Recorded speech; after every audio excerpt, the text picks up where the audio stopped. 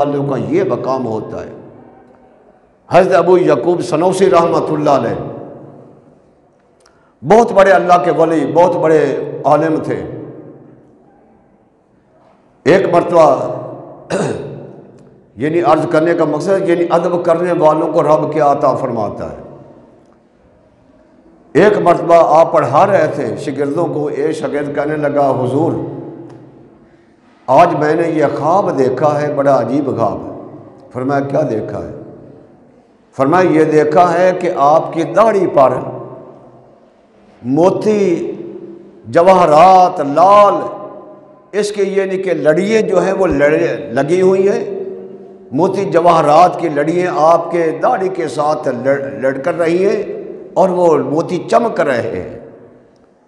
آپ نے فرمایا کہ بالکل تو نے خواب سچا دیکھا ہے، سچا خواب تو نے دیکھا ہے۔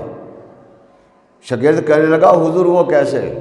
فرمانے لگے کہ آج میں نے اپنی ماں کے پاؤں اس داڑھی کے ساتھ صاف کیے ہیں، وہ جو گرد و غبار میرے ماں کے پاؤں کے ساتھ تھا اس میں لگا تھا، وہی موتی اور ہیرو جواہرات چمک رہے ہیں۔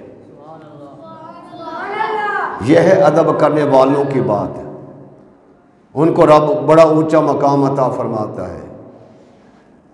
اور کوئی بھی بندہ ماں باپ کا ادب کر یہ نہ سوچے کہ میں نے احسان کیا ہے ماں باپ پر، نہ ماں باپ کا احسان تو ساری زندگی انسان اتار نہیں سکتا۔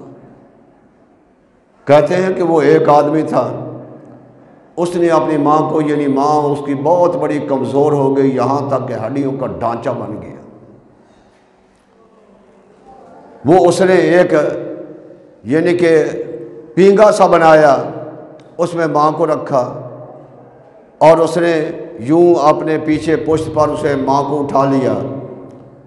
اسی حالت میں اس نے طواف بھی کیے، اسی حالت میں سعی بھی کی، اسی طرح صفا گیا، مروہ گیا، اسی طرح منا گیا، مزدلفہ، عرفات، یعنی ایک حج کرایا، سال کے بعد دوسرا حج کرایا، پھر تیسرا، یہاں تک کہ 7 حج کرائے اسی طرح اسی حالت میں اپنی ماں کو۔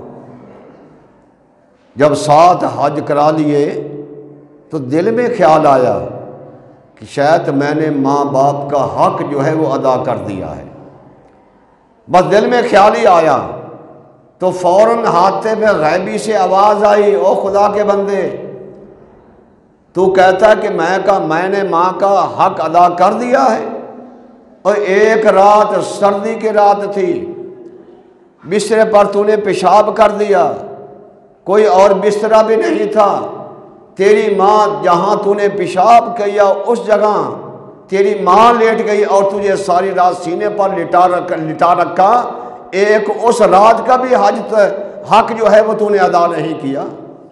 تو کہتا ہے کہ میں نے ساری حج حق ادا کر دیا ہے، ابھی تک وہ ایک رات کا بھی حق ادا نہیں ہوا۔